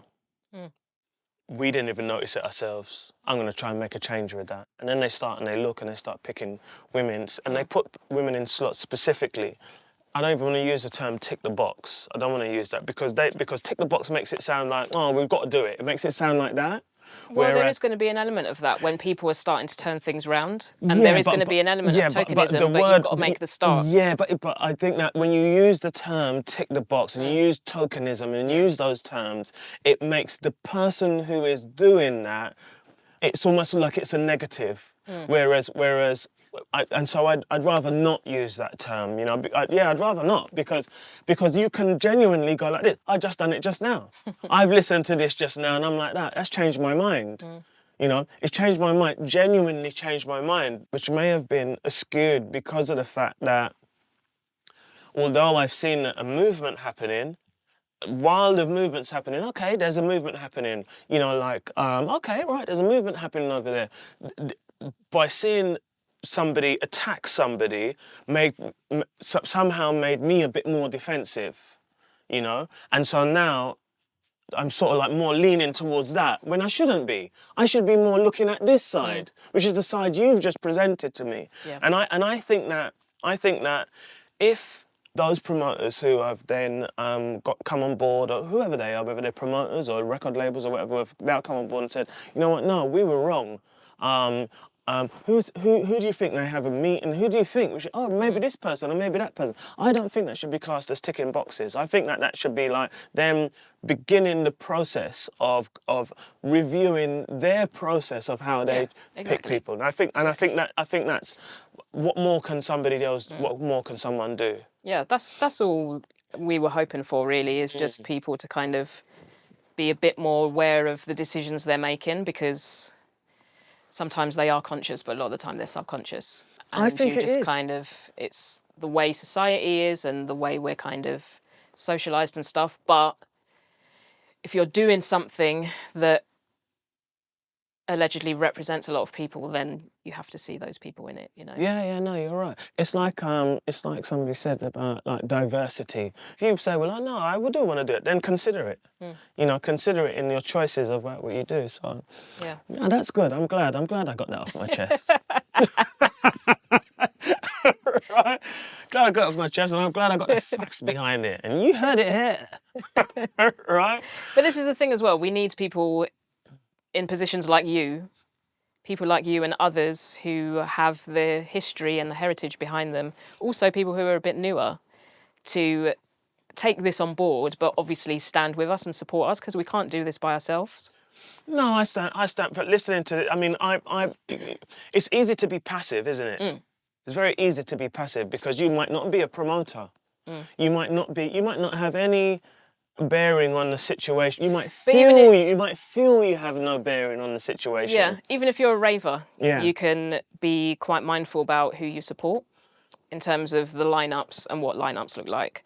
Like, for example, recently we're seeing quite a few lineups going back to all white, mostly men. If you see a woman on there, it's invariably a white woman. I don't know what's going on like at the moment, but the last 6 months maybe. Few months. It's interesting. Definitely seen more of that. I don't pay enough attention in that regard to be able to comment. But again, like having conversations like this and highlighting that, I would rather there be balance. End of story. Across everything. EQ50, 50-50. What? That's what it stands for, right. I was going to ask you, I forgot to ask you what it stood for. So equal 50-50, that's what it stands for, right, got you. Oh my goodness, this is good. So where is EQ50 now, and where does that stand? Where do you stand So right right now, at the time of recording, we're literally just about ready to announce our second year mentorship. We had quite a long break because the first year was literally throughout the whole of the first couple of lockdowns. So everything apart from our sign-off event, which was at Fabric and was amazing, was done online. We didn't meet any of them. They were from different places around the country as well. Nia is obviously based here in London, but Aniconic is up in Scotland. Spectral is West Country way. She's in Bristol at the moment. Mandy Dexterous is down that way as well. Athena is up in Durham, and Charlotte Green is in Sheffield. So, wow. People from around the country. Our second mentorship, we're going to open it worldwide. So women and non-binary producers around the world can apply. At the time of recording, we've got 4 labels confirmed, which are good labels. Alex Perez's 1985, Lensman's North Quarter, Rupture are going to do it this year, and Drum and Bass Arena. And what will that involve? They're the mentor labels. And the first year we had Ram, Shogun Audio, Critical, Function, and V recordings. So as a mentor label, so there'll be like at least bi-monthly catch-ups with the label head and the mentee, A&R sessions just to go through their music, see how they're progressing. They'll also have one-to-one sessions via Zoom or hopefully in the same studio if it works and they're like quite close by, with label affiliated artists and the mentee. They'll each have an EQ50 mentor as well, so one of us, of the core organisers, will be a mentor per label. It's so fascinating how... It's just about support and kind of creating this organic ecosystem. And because we're going into the second year now, hopefully some of our first year mentees can be kind of shadow mentors as well for the new mentees that are coming in. And what have you seen in terms of the development of the first round of mentees? It was incredible. Honestly, like they've all smashed it in their own way. So obviously Nia has just completely gone clear, but she was on her way to doing that anyway. A couple of them are still, one of them, Spectral, is working on her debut EP for Critical. She's been working on that for a bit, fine-tuning and stuff, but she's been playing at quite a lot of their events, at Printworks, in Manchester, Hit and Run, and various other places. Charlotte Green had a release out on Function, and her and Digital made a tune together, and I think that came out on Drum and Bass Arena. She's doing well. Playing a lot around Sheffield and stuff. That would be something for people to see. I mean that's why I asked the question. Yeah, the main thing is confidence, though. Yeah. Just the confidence in their own abilities and the knowledge that there are others out there like them, and there are people like us who have been around for a while that want to see them do well, and that there is this support with these established labels. If they can get to it, it's just about making those links, you know. It's fantastic. No, I think that's brilliant, and again, why I asked the question, because it's good in the same way how Mantra did that sort of like that bit of research. It's like you then going, okay, these are the people we supported. Let's see where they are like this many years down the line, and you can look and say, listen, this has a tangible reflection on their career by giving this support. Yeah. I have to big up Alison, actually, who's she's been an advisor to EQ50, and it was her that suggested we do a mentorship program to begin with. Who is Alison? So she's worked for the UN and various other people. She's Australian, but is based in Paris at the moment, and she saw the stats initially and kind of had a few messages back and forth with Mantra, and then she just kept in touch after we started EQ50. And she's been a great advisor to us. And she's actually ran a global mentorship program for journalists, just to try and encourage a bit more diversity in that respect, because obviously in journalism there's the same problem as we see in drum and bass and jungle and music in general.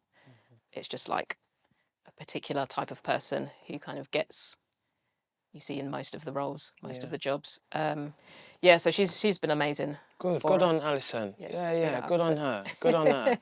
Yeah, you need whatever support you can get. I mean, I'm all for supporting those who need the support. and seeing the benefit of that support. Yeah.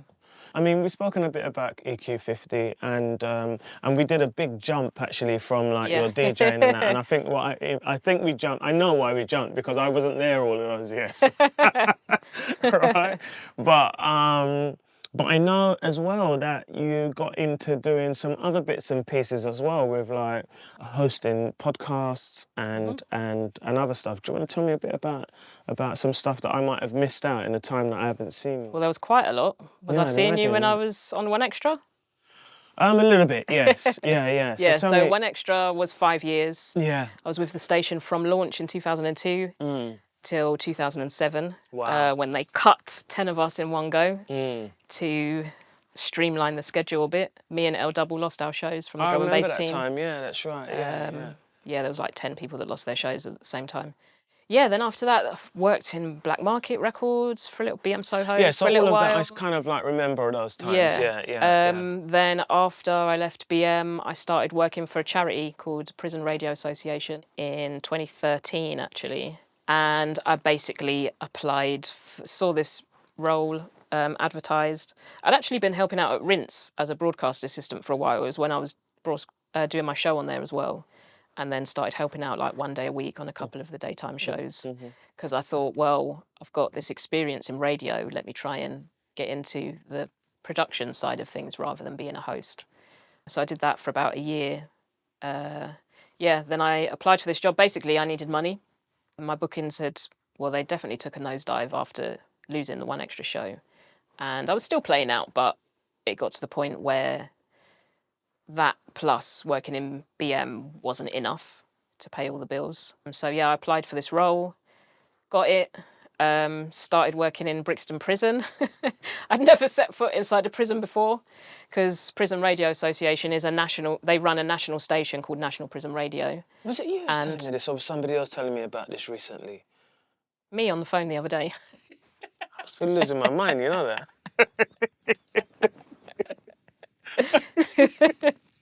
I'm going to edit that bit. Go on now. All right, where was I? So I can cut a seamless cut about Ron's memory. Go for it. I started working there. I'd never set foot in a prison before. I was really nervous, actually, because I didn't know what to expect. But so it's a national station. We broadcast to a majority of the prisons around, all of the prisons in Wales, 1 or 2 in Scotland, and a majority of the prison establishments in England. I think it might just be some of the ACAT, the high security prisons that don't receive it. And the main HQ is in Brixton Prison. There's like what was the old library. So there's kind of like a classroom space with desks and 7 computers set up. 2 small studios and then an office space where we've got access to the internet. So there's like various producers and PRA staff who work in there. And in Brixton, we can employ up to 7 prisoners, people serving sentences at a time. And there used to be a radio production course, but that got cut when there were loads of cuts made to prison education. And we teach them how to make radio shows. Wow, that's incredible. And then we've got another base in Style, which is a women's jail. It's in Cheshire, just outside Manchester. Wow, that is really incredible. And we've been in other prisons as well. How was it for you going into like a male prison as a woman going in there? Did you have any vibe about that? Well, I was scared at first. Okay, yeah, I was scared because I didn't know what to expect. Because obviously my first day, actually, I think I went in once just to take in some documents to have my security signed off, because you have to obviously be security vetted to make sure you're okay to go and work in a jail first, and that takes a while to come back. My first day of working was the first time I'd like literally set foot inside a prison building that's kind of near the wings. And I was really nervous, but they were cool. Yeah. People that were working for the station at the time were cool. The staff were cool. Took a little bit of getting used to with the keys, having to unlock and lock behind you doors and gates all the time. But you get used to it. It's part of human nature. Keys? Yeah, you have to have keys. You have to be key trained to be able to walk around the jail. Oh, right, okay. So you didn't have somebody escorting you around. I did for the first few days, maybe, until I'd had my key training, and was able to walk around by myself. Right, okay. Wow. Yeah, Okay. very different, but also really rewarding. And I've probably learned most there than I have in out of all the radio I've done. Why? Just in terms of like actually producing a show from scratch. So when I was at One Extra, for example, I had a production team. So there would be a producer and a BA, a broadcast assistant. And if I wanted to get somebody up, they would arrange contacting the guest or their agent or whoever. They would do all that. Sometimes I would do it. We'd brainstorm ideas together, or sometimes they would bring feature ideas to me. I literally just had to play the music. Becoming an actual producer and like sourcing stories, researching guests, bringing people, like escorting them in and out of the building, scripting, all that kind of thing. Yeah. Well done. Learned well a lot. done. And because of the way they work, so everything was pre-recorded, whereas I'd been used to just hosting live. Yeah. Which I still kind of prefer up to a point because you get that live interaction from the audience. But yeah, everything's obviously pre-recorded because you're in a prison, you can't have a live radio station going because you don't know what people will get up to on the mic. But yeah, it was really rewarding. And again, just seeing how... So some of the guys who would come and work with us were quite confident, knew who they were and loved music. So I thought, I'm just going to go and give it a go, and were really good. A couple who were complete naturals and like much better than any of us. They were incredible. But then other people who liked music and liked the idea of being in the radio station, but it kind of took them a while to get going. And then they just, the levels of confidence that come from kind of first tentatively using the microphone and hearing your own voice back, and then just getting that satisfaction of making and finishing a show and then hearing it go out on the radio. Yeah, of course. Yeah, yeah. Like when they're in their... And they must have felt, you know, a sense of achievement. Yeah, definitely. Yeah, of course. And then being able to see guests coming in from the outside and speak to them and interview them for shows. Know that this has been part of their creation. Yeah. Because it didn't exist before. Yeah. This is good. Yeah, this is amazing. And do you still do that? I'm actually on a sabbatical from it at the moment. Okay, yeah. okay. And then I also know that you've been doing a podcast as well. Tell me a bit about that podcast. Yes, so Windrush Stories came via the Prison Radio Association. One day so every now and again we have like a staff training day where we kind of just get together and talk about pitch ideas and how the station's going, what we want to improve, what we'd like to change, blah, blah, blah, what the charity can do better, yada, yada, all that kind of thing. And I came up with an idea that I called Granny, Aki and Me. And I said it would be where I go and record with different people. So it could be a young person who's in their late teens or 20s or whatever age with a slightly older family member. And they're in the kitchen making maybe Granny's favourite meal from home. And they're just talking about life and Granny's journey from whichever island she was from to the UK.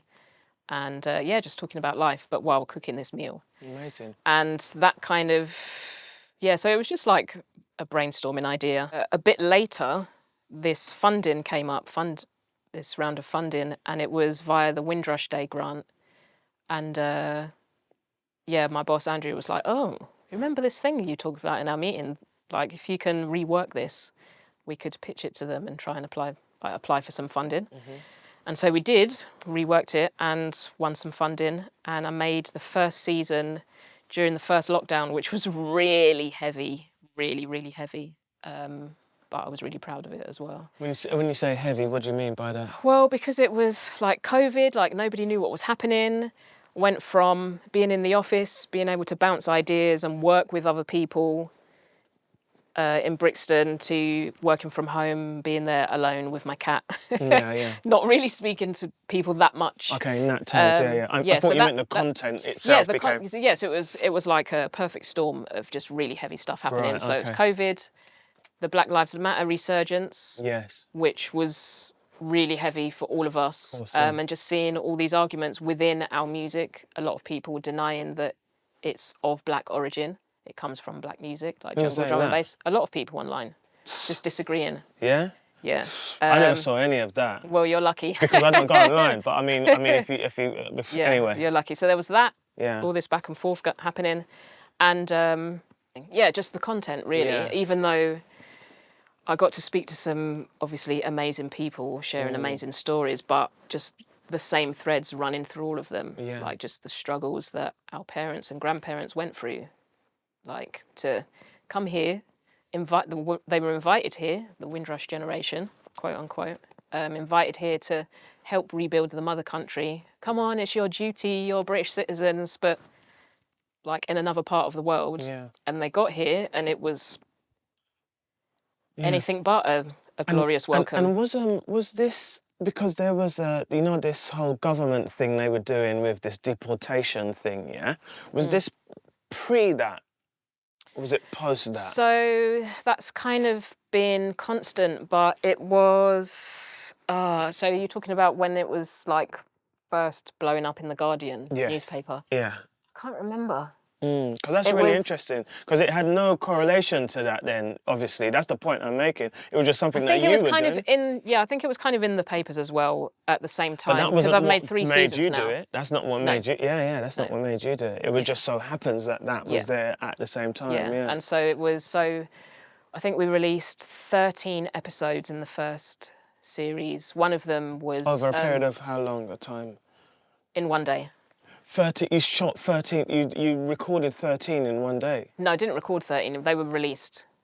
Uh-huh. 12 of them were released in one day, and then the Diane Abbott one came out like a week later. Okay, I understand what you mean. So you curated them all together, and then you let them all out in one go. Yeah. I'm with you. And I made an hour-long audio documentary as well. Right. My dad was one episode, which was lovely. We were supposed to record a part 2, but never have got... listen to those, you know. Yeah, you should do it. Yeah, I will. Benjamin Zephaniah, Brendan Batson, the old Arsenal footballer. Who else was in season 1? Sister Ina Spence, who worked as a midwife and a nurse. She's in Manchester for like over 40 years. I must remember, I'm going to put the link to this in this podcast for people to have a look at that because it sounds really interesting, and the people as well. Even it could have just been people who you didn't even know, but then there's some people who aren't famous. But that's the point. I mean, that's what I was thinking until you just started listing off that talent, you know. Yeah. So. And then season 2 came out last year, October, and then one episode, Dawn Butler was the final episode, and that came out like November because that was at the same time that my dad was sick. So I was kind of, again, heavy working on it, on this content that's like my heritage, culture, and at the same time, like... part of it is about... of course. Losing part of that at the same time. And then season 3 was made earlier this year, and that was released in the lead up to Windrush Day. Yeah. And it was 4 episodes made in collaboration with Create London and Hackney Council, and it was just based on people from Hackney. Right. Okay. So I had Cleveland Watkiss, Dr. Michael Macmillan, who's an artist and playwright, Michelle Dornelli, who runs the Hackney Food Hub. Okay. She's amazing, amazing woman. She's done so much for her local community. And, oh my gosh, who was the 4th person? My brain. Mr. G. Right, yeah, spoken word poet. Yeah. Okay, fantastic. I mean, we're getting close to the end of our conversation, but I wanted to speak to you about this 25 years of flight. Yes. That's what I wanted to speak to you about. You know, like I mean, when you say 25 years, it's like, can you believe that? No, I can't actually. I remember, like, I've been thinking about it because as we're recording this, my first shows start this weekend. I've got gigs in Vienna and Trier in Germany. And I like when I was younger, I couldn't even picture myself turning 40 years old. And now I've been DJing for like 25 years, and I've been flight for 25 years. It's a weird feeling and weird sensation, and kind of just strange to think about. It's been that long. 25 years, can you believe it? I mean, it's fascinating. I find it fascinating when you consider that, you know, like you've been DJing longer than the age you were when you started in this. You were like you know, like 15, you know, and then by the time you started, 25 years has elapsed. So it's like, you know, well done for that, and I commend you for that, for sticking with it, flight.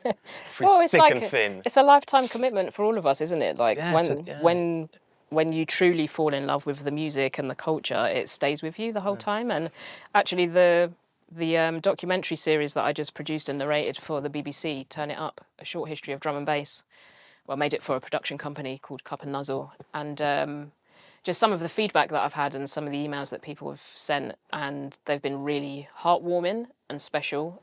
Just people saying, I didn't think it was going to affect me this deeply, but it was a really emotional listen for them, because whenever they got into it, like specific episodes meant a little bit more to them, because they have memories of the music that was included in the stories. I saw something somewhere about that, and I'm glad you've reminded me. I'd like to go back and have a listen to that properly.